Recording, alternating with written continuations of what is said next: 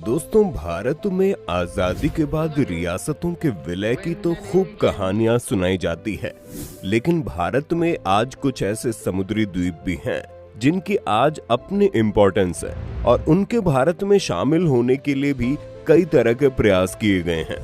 दोस्तों, आज हम बात कर रहे हैं ऐसे ही द्वीप अंडमान निकोबार की, जो आज के समय भारत का एक बड़ा टूरिस्ट पॉइंट बन गया है। लेकिन एक समय था जब अंडमान को लेकर भारत और ब्रिटेन ये तय नहीं कर पा रहे थे कि इसे कैसे बांटे, क्योंकि यहाँ पर अपनी कोई रियासत तो थी नहीं जिसके राजा ये तय करते कि उन्हें किसके साथ जाना है। लेकिन अंडमान निकोबार के भारत में शामिल होने की कहानी अपने आप में बहुत कुछ आजादी के समय के टेंशन के बारे में बताती है। आइए जानते हैं इसकी पूरी कहानी। बात करें अगर अंडमान निकोबार के इतिहास की, तो वहां चोल साम्राज्य के महाराजा राजेंद्र चोल द्वितीय पहले शासक हुए थे, जिन्होंने अंडमान निकोबार को एक नेवल बेस की तरह इस्तेमाल करना शुरू किया।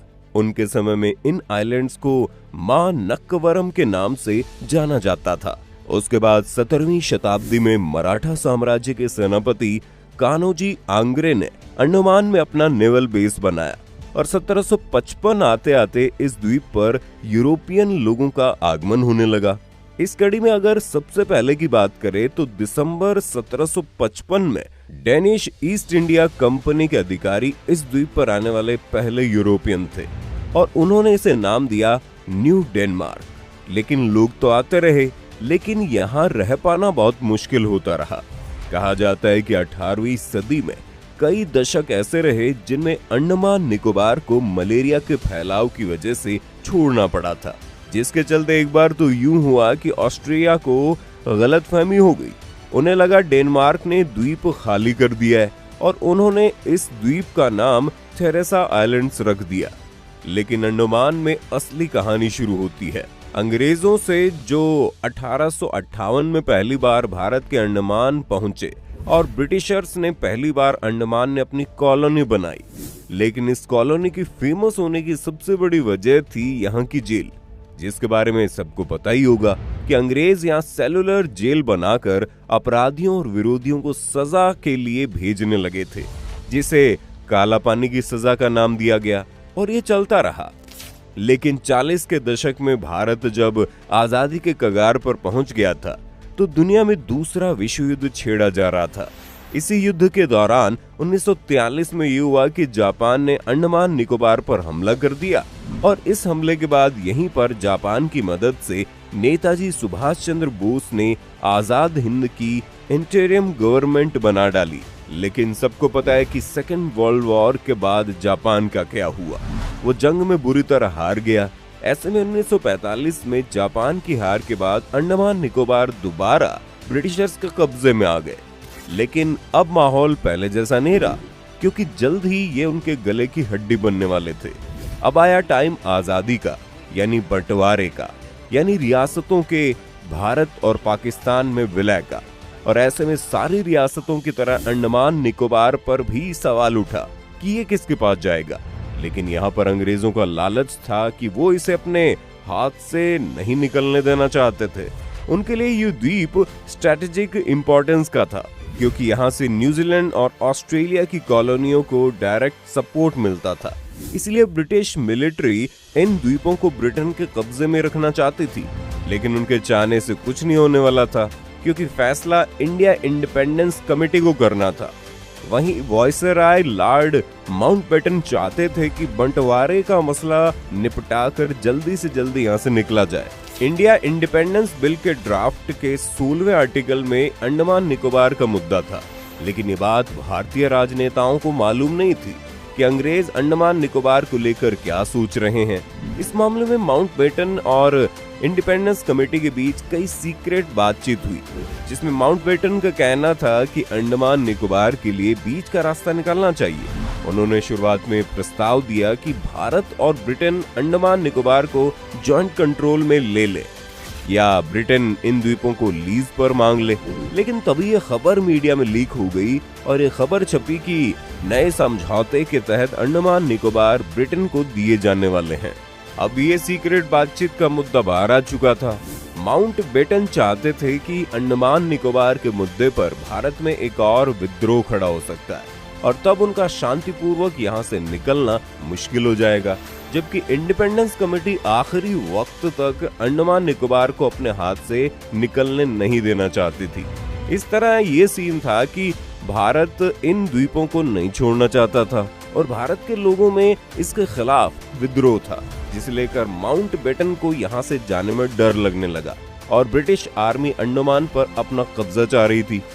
अब इस सिचुएशन में आर्मी चीफ ऑफ स्टाफ ने ब्रिटिश कैबिनेट को नया रास्ता सुझाया।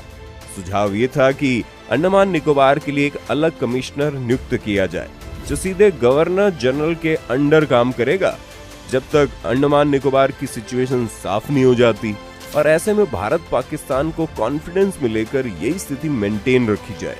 दूसरी तरफ माउंटबेटन ने इससे अलग सलाह दी। उनका कहना था कि अभी के लिए अंडमान निकोबार को स्वायत्तता तय कर दी जाए और आगे जाकर जरूरत के हिसाब से भारत से समझौता कर लिया जाएगा। माउंटबेटन ने इस मुद्दे पर नेहरू से बात की। नेहरू भी इसके लिए तैयार हो गए कि ऐसे किसी प्रस्ताव को भारत जरूर देखेगा। हालांकि उन्होंने इस बात की कोई गारंटी नहीं दी कि ऐसा कोई समझौता होगा ही होगा। नेहरू और माउंटबेटन के बीच ये बात चली रही थी कि तभी एक तीसरे प्लेयर की एंट्री हुई, यानी जिन्ना, यानी कि मुस्लिम लीग, यानी कि पाकिस्तान, जिस पर जिन्ना ने दावा किया कि बाकी भारत की तरह अंडमान निकोबार का भी बंटवारा होना चाहिए। बेसिकली वो भी अंडमान पर अपना दावा पेश करने के लिए आए थे। इन्होंने अंडमान निकोबार पर पाकिस्तान का दावा पेश करते हुए कुछ तर्क दिए, जिसमें जिन्ना का कहना था कि पाकिस्तान एक होकर भी दो है, जिसके दो हिस्सों के बीच में भारत पड़ता है। संभव है कि अगर किसी दिन भारत ने रास्ता देना बंद कर दिया तो पूर्वी और पश्चिमी पाकिस्तान के बीच सिर्फ समंदर से रास्ता बचेगा, और ऐसे में उनके लिए अंडमान निकोबार की इंपॉर्टेंस बहुत बढ़ जाती है। जिन्ना का दूसरा तर्क ये था कि अंडमान निकोबार ऐतिहासिक रूप से भारत का हिस्सा नहीं रहे। वहाँ की अधिकतर जनसंख्या आदिवासी है और उनके भारत से ना तो धार्मिक ना ही सांस्कृतिक रूप से संबंध रहे हैं। जिन्ना की कोशिश थी कि हिंदू मुस्लिम वाला एंगल इस्तेमाल में लाया जाए, क्योंकि अभी तक ये तय हुआ था कि हिंदू बहुल इलाके भारत में आएंगे और मुस्लिम बहुल पाकिस्तान में। जिन्ना ने इसी वास्ते ब्रिटेन के प्रधानमंत्री क्लीमेंट एटली और विपक्ष के नेता विंस्टन चर्चिल को एक खत भी लिखा। चर्चिल जिन्ना के अच्छे दोस्त थे, वही एटली ने जिन्ना का पक्ष लिया। उन्होंने वाइसरॉय माउंटबेटन को खत लिखकर उनसे राय पूछी। माउंटबेटन ने नेहरू से उनकी राय पूछी और नेहरू 1941 की जनगणना लेकर आ गए, जिसके हिसाब से अंडमान निकोबार की जनसंख्या 34,000 के आसपास थी। इनमें 8,000 मुसलमान, 12,000 हिंदू, सिख, ईसाई मिलाकर और बाकी आदिवासी थे। जिन्ना ने जवाब में कहा कि इससे ये साबित होता है कि हिंदू यहाँ बहुसंख्यक नहीं है। तब नेहरू ने यहाँ पर एक और गेम खेला और कहा कि वहाँ मेजॉरिटी पॉपुलेशन नॉन मुस्लिम है, इसलिए इसे पाकिस्तान में नहीं दिया जा सकता। साथ ही उन्होंने भारत और अंडमान के ऐतिहासिक रिश्तों को भी याद दिलाते हुए बताया कि अंडमान में काफी संख्या में लोग मद्रास, केरल और बंगाल से आकर बसे हैं और यहाँ की जुडिशरी भी कलकत्ता हाईकोर्ट के अधीन आता है, इसलिए भारत का अंडमान निकोबार पर हक साबित होता है। अब सिर्फ एक सवाल बाकी था, क्या हो अगर भारत किसी दिन पाकिस्तान को अपने एयर स्पेस का इस्तेमाल करने से रोक दे तो, जो कि जिन्ना के सबसे बड़ा लॉजिक था। लेकिन नेहरू उसके लिए भी तैयार थे और इस पर नेहरू ने समुद्री रास्ते का मैप मंगवाया और ये साबित कर दिया कि कराची से चटगांव यानी पश्चिमी पाकिस्तान से बांग्लादेश के रास्ते में अंडमान या निकोबार जाने की जरूरत ही नहीं है। तो ऐसे में अगर भारत अपना रास्ता बंद भी करता है तो उन्हें समुद्री रास्ते के लिए अंडमान निकोबार की जरूरत नहीं पड़ेगी। बस फिर क्या था, जिन्ना शांत हो गए और माउंटबेटन ने यही जवाब ब्रिटेन पीएम एटली को भेज दिया। एटली इतने पर भी तैयार न हुए। उन्होंने एक नया प्रस्ताव देते हुए कहा कि जब तक अंडमान निकोबार का हल ना हो इसे इंडिपेंडेंस बिल से अलग रखा जाए। अब आखिरी बॉल माउंटबेटन के पाले में थी। इन्होंने इंडिपेंडेंस कमेटी को राय देते हुए कहा कि बंटवारे की अंतिम घड़ी में अंडमान निकोबार को लेकर बात बिगड़ सकती है, इसलिए इस मुद्दे पर ब्रिटेन बाद में अलग से भारत से चर्चा करे। आखिरकार माउंटबेटन की बात मान ली गई और अंडमान निकोबार भारत के हिस्से में दे दिया गया। इसका एक बड़ा कारण ये भी रहा कि एटली को उम्मीद थी कि नेहरू और माउंटबेटन की दोस्ती के चलते आगे जाकर उन्हें अंडमान में पोस्ट बनाने की इजाजत मिल जाएगी। हालांकि ऐसा हुआ नहीं। नेहरू ने ब्रिटेन से ऐसा कोई समझौता करने से इनकार कर दिया, जिसमें भारत की जमीन को विदेशी मिलिट्री पोस्ट के तौर पर इस्तेमाल किया जा सके। इस तरह से नेहरू की समझदारी से भारत ने अंडमान को भारत का हिस्सा बना लिया।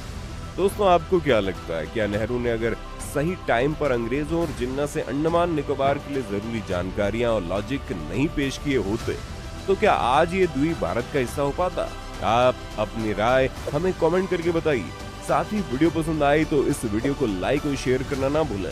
साथ ही अगर आप चैनल पर नए हैं तो इस चैनल को भी सब्सक्राइब कर लें और बेल आइकन दबा दें ताकि हमारे चैनल की हर लेटेस्ट जानकारी आप तक पहुंचे सबसे पहले।